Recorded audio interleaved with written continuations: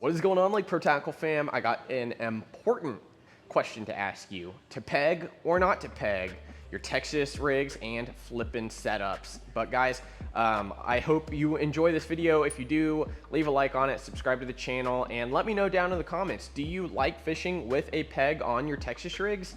If not, let me know down below. If you do, let me know. But we're gonna kind of discuss some of the pros and cons of having a peg on your Texas rig or not having it. So guys, let's go ahead and hop into it. You know, pegging a Texas rig wasn't something I always did. I fished a lot of ponds growing up, whether they were, like maybe 10 foot deep or even like 5 foot deep.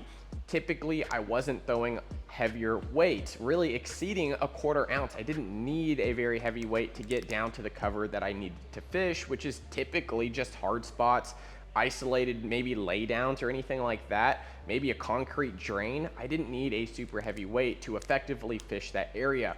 But as I've transitioned as an angler into mainly lake fishing, I'm now fishing a lot more isolated cover, a lot deeper cover that requires a good amount of sensitivity as well as versatility that pegs can get me. Now, without using a peg on your Texas rig, let's kind of talk about the mechanical side of what happens. So right here, number one, immediately, one of the main things that I find when I'm not using a peg on my Texas rig is this weight typically slides down a lot faster and leaves my bait suspended for a good portion, giving it a good weightless action. Now, when I'm fishing a fluke or I'm fishing something that catches a lot of water like a craw, very similar to something like a free rig, this technique here will allow your bait to have a great weightless profile with a slow fall typically.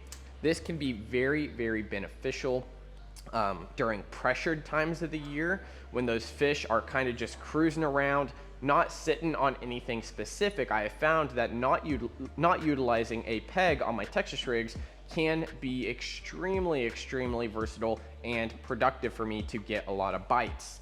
Now, again, a lot of the times with even like a 1/4 ounce Texas rig weight, this guy's gonna fly down to the bottom and your bait is going to slowly flutter down exactly to where it wants to go. Whether or not it's back to the weight, that kind of just depends on how much action you're pulling on the line as well as the bait itself. Now, if it's a craw, typically these guys aren't gonna glide anywhere. If you're using something like a fluke, a lot of the time the fluke will glide out in different ways, maybe spin around a couple times.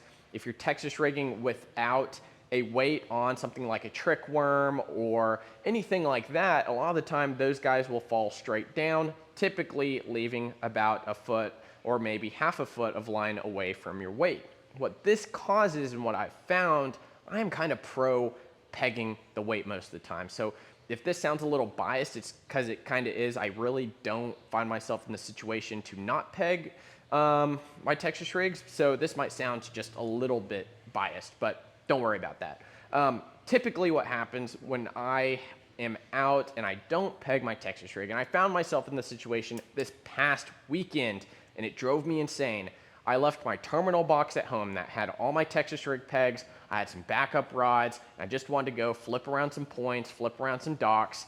And I would notice, every single time I'm just flipping a simple little rage craw with a 1/4 or maybe 5/16 ounce weight.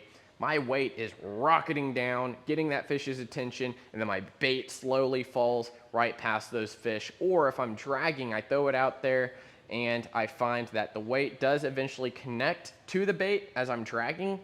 But when that fish eats it, it's able to kind of just pull along. And what happened was, in many cases, whether I was dragging or just flipping, I wouldn't even know that fish was on there because that weight was still falling down my line. It felt like it was just falling normally.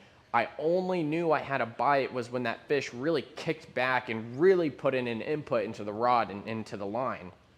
I'm not saying it's every single time, or it might just be a time of the year thing, but it seemed like my overall just connection to my bait or connection to my weight was just severed because I typically peg my weight up against the hook or leave just a little bit room. And we'll talk about that a little bit later. So that was kind of my experience this past weekend. When I wasn't used to having a weight that was free flowing and moving, I wasn't able to detect those bites as easy. Now, another thing that I found when I was fishing isolated cover is that when my weight would fall through a brush pile or a tree, my weight would go down a certain area, and then my bait a lot of the time would be hung up on a branch or something like that, totally away from my weight. So if my weight falls down here and my bait's up here, I can feel my weight as I pull my line tight. I feel it, but it's not connected to the bait, which is a really, really bad thing because you don't get a direct connection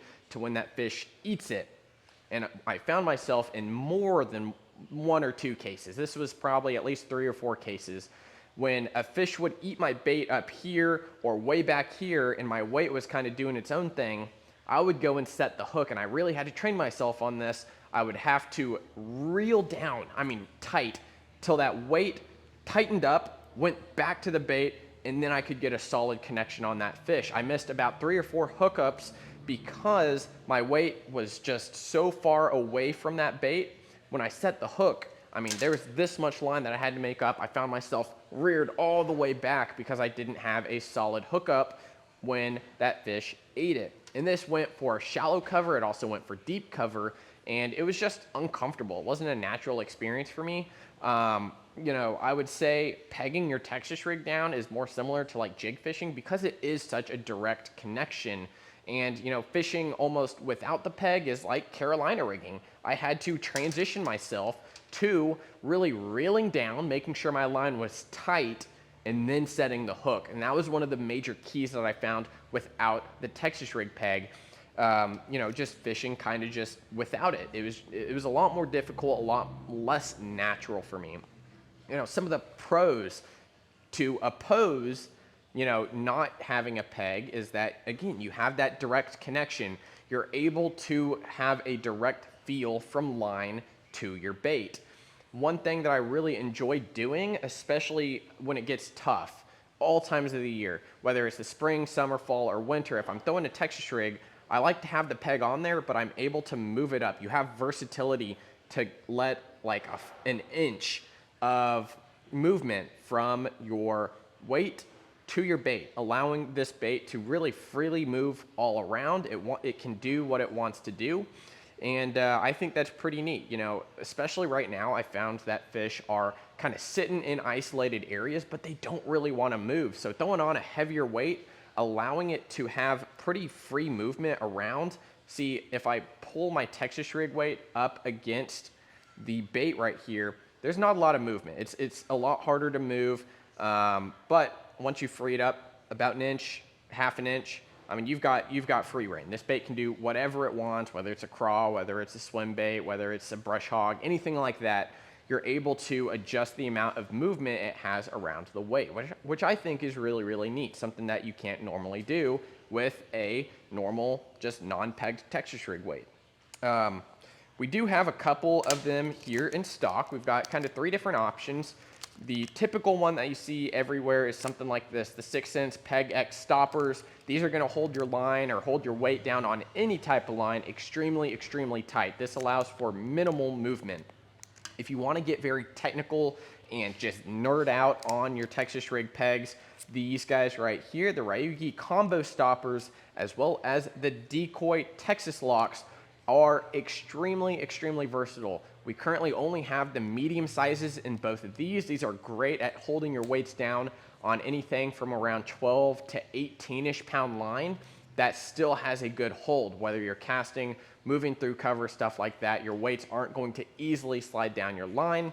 The small ones are more similar to this, where it just locks it down, and then the larges for your braided line, especially heavy flipping, heavy cover like grass or anything like that, you'll want some of those tighter holding pegs. Now, what's cool about these two is that this one is conical, so it has a tapered head for grass fishing as well as getting through tight cover.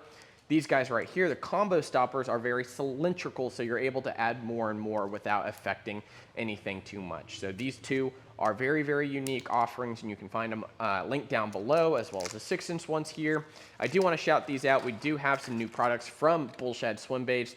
The Baby Burrito 4.5-inch swim bait right here. It's made of silicone ultra durable. And we also have some big baits. These guys right here, the 8 and 9 inch bull shad 4-piece swim baits. These guys have an amazing swim them around anywhere you'd like to throw a spinnerbait or chatterbait. Docks, shallow vegetation areas, shallow hardwood, anything like that.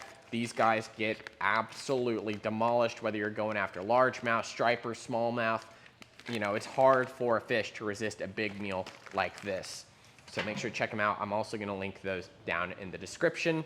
Back on to pegging or not pegging. You know, that's kind of my argument for utilizing a peg. You're able to pull it up when you need to and still get a good weightless approach, but you're able to lock it down, giving you a completely different action or lack of action when it is locked down like that. So we have a bunch of different options. Again, guys, let me know down in the comments, do you prefer utilizing a Texas rig peg or not?